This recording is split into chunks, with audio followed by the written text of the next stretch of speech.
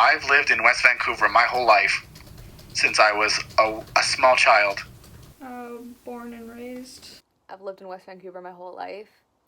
I've lived here for 10 years now. I've gone to school in West Van since I was 4, but I moved here when I was 10. I am a new immigrant to Canada, so we've been living here for around a year already. With COVID-19, I haven't noticed that much of a difference in terms of feeling like more or less isolated, because it's separate to begin with. Like, There's a big boundary and big walls between every family in this neighborhood. Now with COVID, it's a little bit more challenging to be as friendly. It's a little bit more muffled when you try to say hello through the face mask. I honestly feel like I belong in West Van just because it's my home and it's where most of my memories are. What I do think is that the majority of West Van, and by that I mean the elite white population of West Van, doesn't think I belong. I feel like it's kind of embarrassing to tell people that you're from West Van from other side, because it comes with certain connotations and assumptions that you're like a spoiled rich child. Throughout my time here, I have been called you people.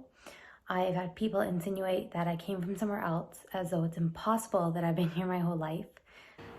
Mostly I have had good experiences in this community. I spent a lot of time growing up in Surrey just because that's where my cousins lived and because I liked being there.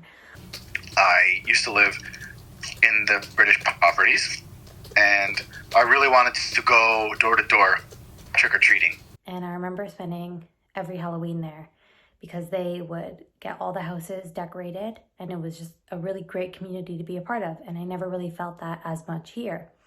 They came to the door and they said, "Oh, you're not the guests we were expecting. We don't have any candy for you." And at first I was a little disappointed, but then I guess by the third or fourth house of trying and not getting any candy, I realized that the British properties really wasn't a great place to go trick-or-treating. Do you think you're going to live in West Vancouver long term? No.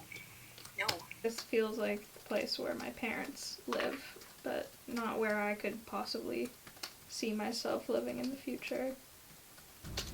A lot of my friends have moved out to other areas downtown North Vancouver, or East Vancouver. I have some friends in Kitsilano as well.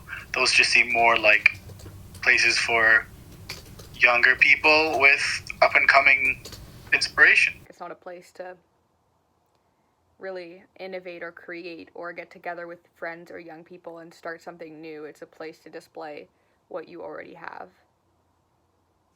I think first and foremost that we have to change the traditional colonial attitudes of West Van. I think that's very important. Luxury. Security, both financially and physically. Yeah. It's like, oh, we gotta look like we're this great little city or town, when there could be underlying issues. Mostly my experience within the community of West Vancouver is very, very positive. And I do believe that there are problems as well, and there are other experiences. I recognize this. But for me, it has been mostly positive. Yeah. Thank you very much. Bye.